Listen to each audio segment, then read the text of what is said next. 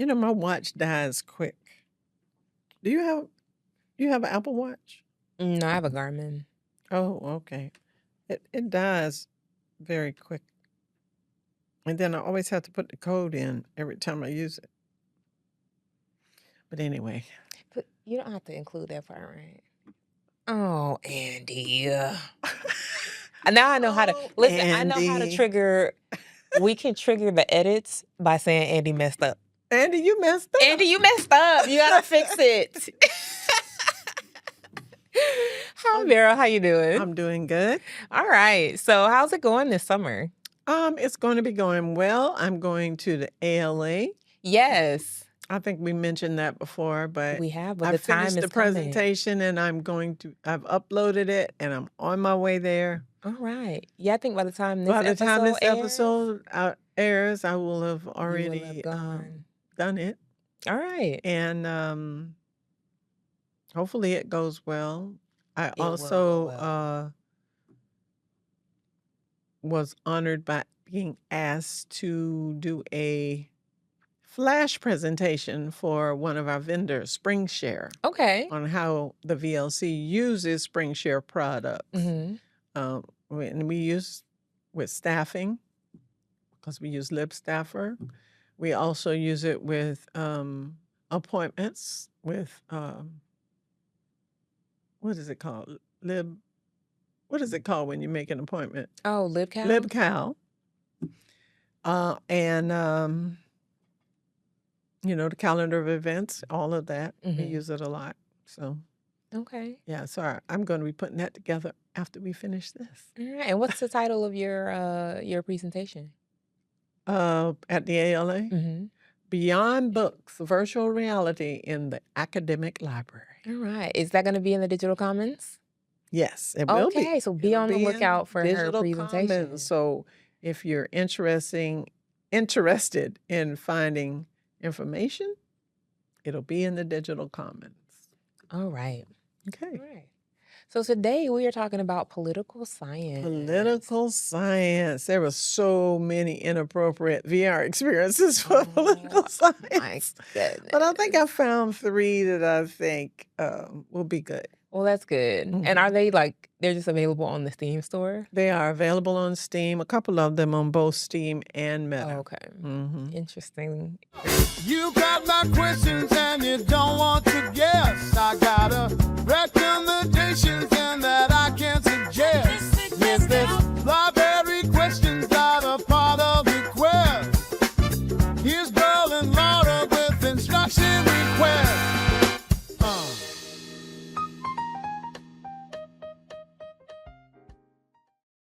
Hey, Ospreys.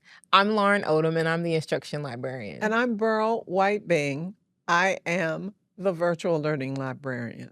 And we are Instruction Requests, where we talk about common research questions, helpful resources, and immersive technology in the Virtual Learning Center in the Thomas G Carpenter Library. All right. Okay. Okay, now we're talking about politics. Now we're talking about politics.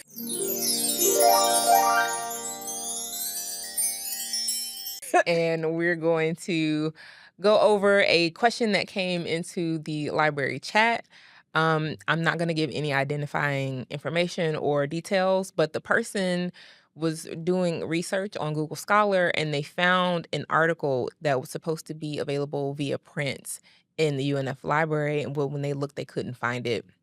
And so the question was about, they wanted research on why the U.S. Supreme Court will not allow cameras in the courtroom. So 2 things where that particular question is concerned. When you have a question of that kind of magnitude, then you would need to come to one of the librarians here so that we can work through that with you.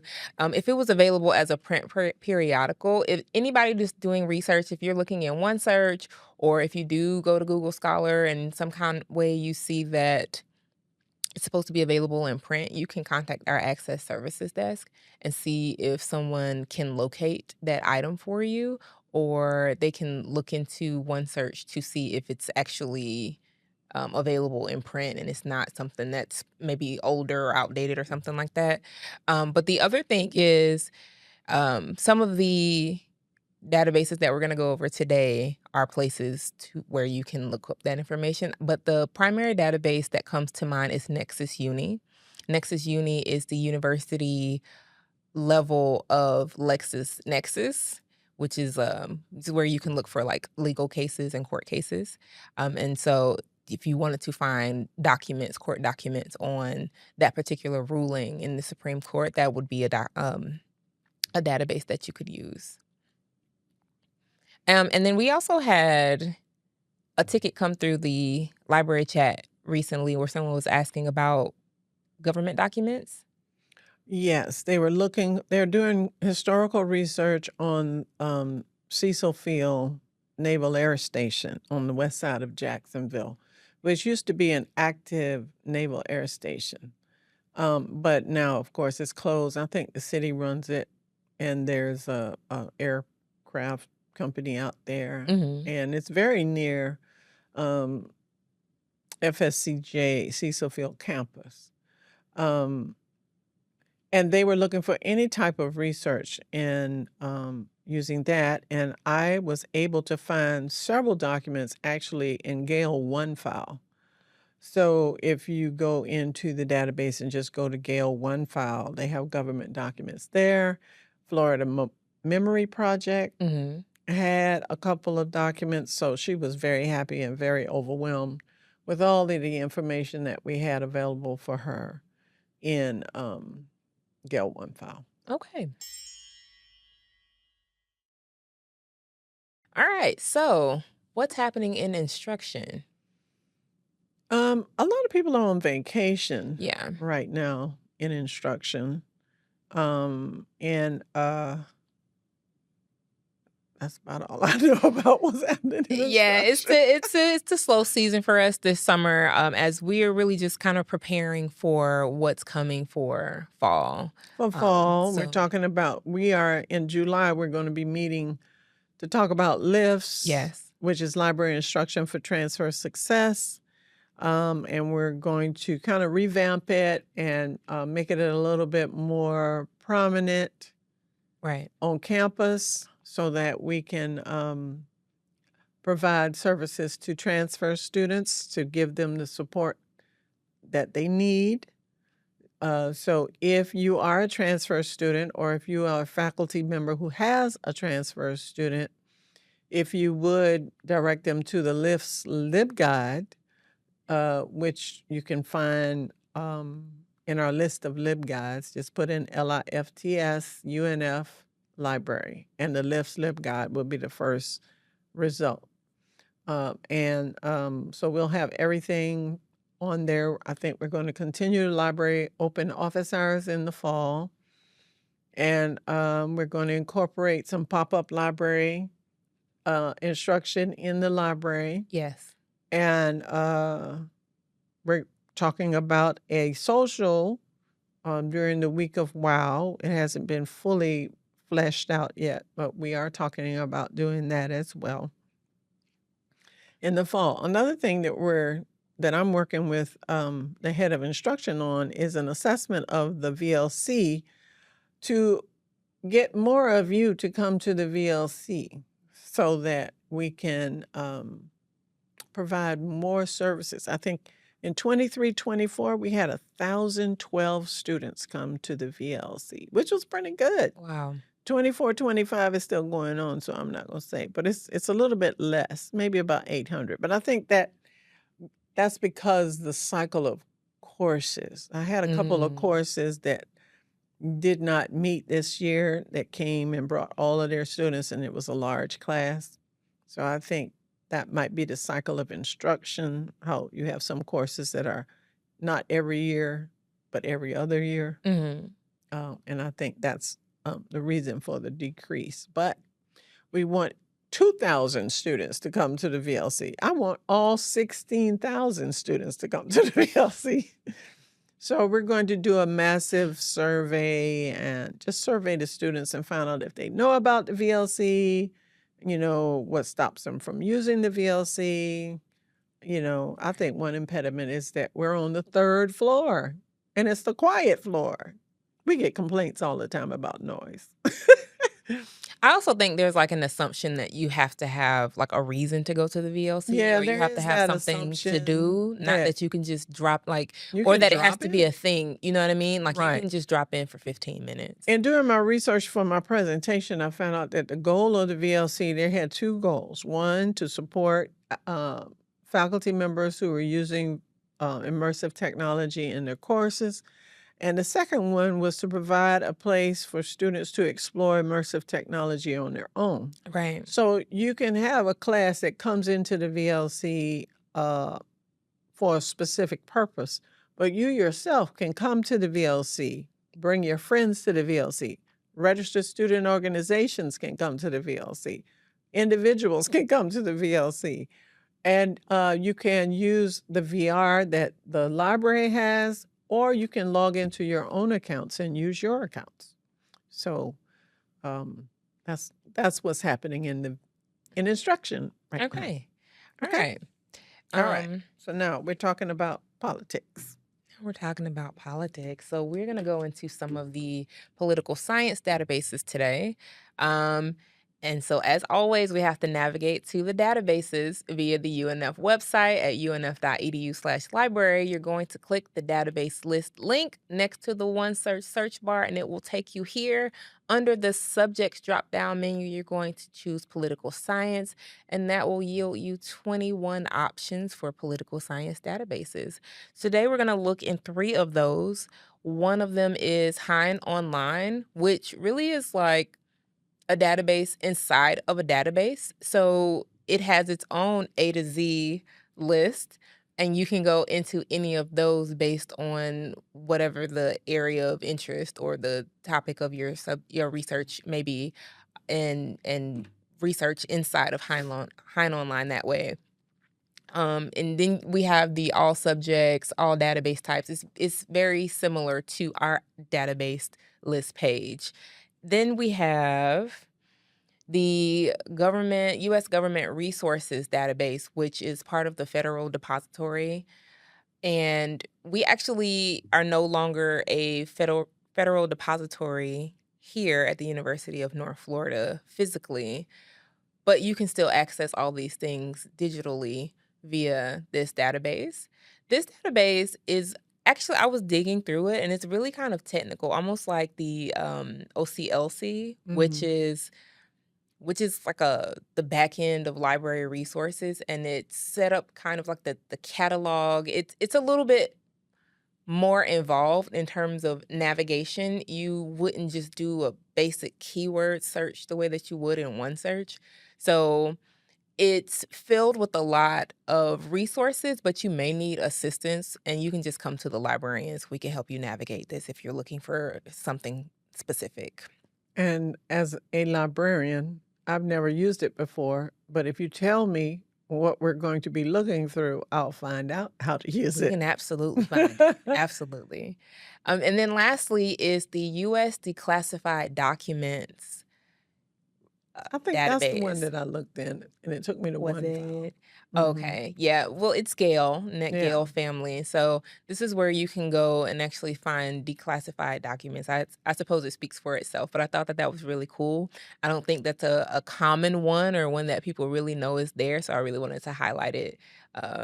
And so, yeah, if you need any assistance with any of these, please reach out to us. You can schedule a research consultation.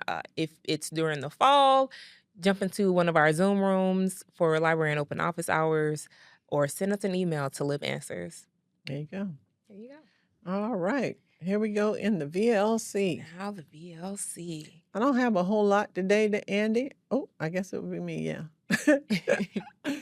But talking about politics, I do have 3 VR experiences that are about politics. This one is called Bodyless, and it is a surreal VR experience based on a childhood memory during Taiwan's martial law period in the 1970s.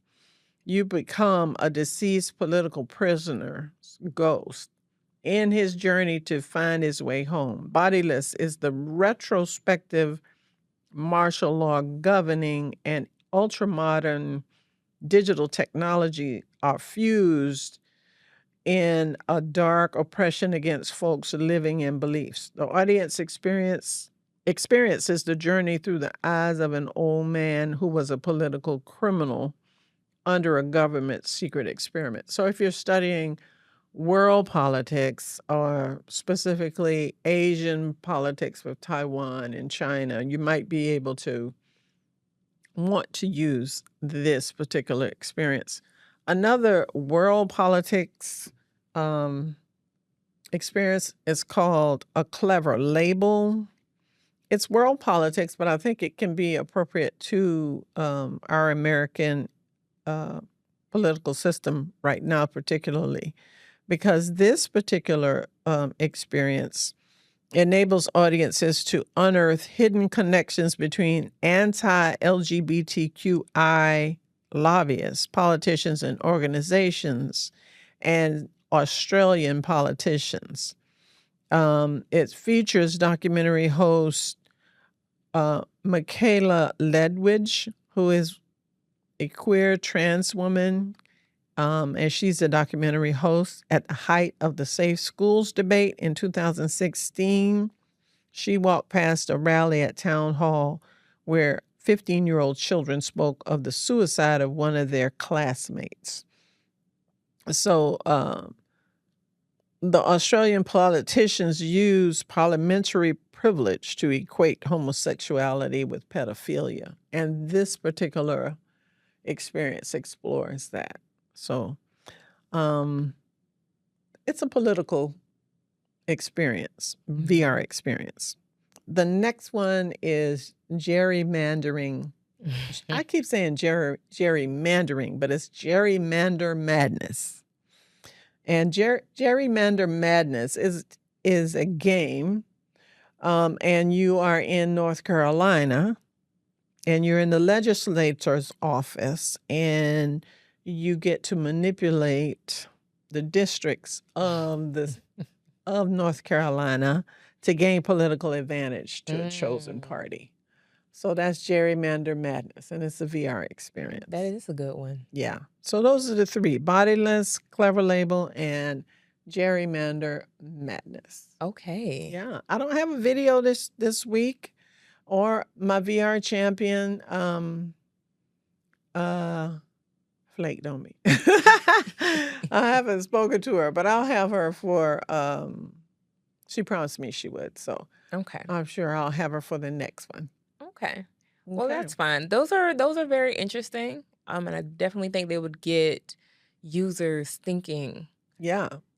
I mean, political issues. Taiwan really is a hot button issue in the Asian continent. And then you're talking about LGBTQI plus rights is always a hot button political issue. So if you're interested in seeing what they're doing in Australia, you can come over here and do that one. And these are all on Steam. I didn't even check Meta. So Okay. Meta has a lot of experiences that are in MetaQuest TV that you can scroll through like you would YouTube as and experience them immersively in the headset. So feel free to drop by the VLC and experience what you want. Let me know. I'll search for you. I have yet, in all the years I've been working with VR, stumped to find something that is appropriate to whatever you are teaching or interested in. Yes. Okay? Come visit the VLC. There's something for everyone. Yes, ma'am. So thank you for joining us for another episode of Instruction Request. If you need help with research, you can always schedule a research consultation, or you can schedule An instruction request.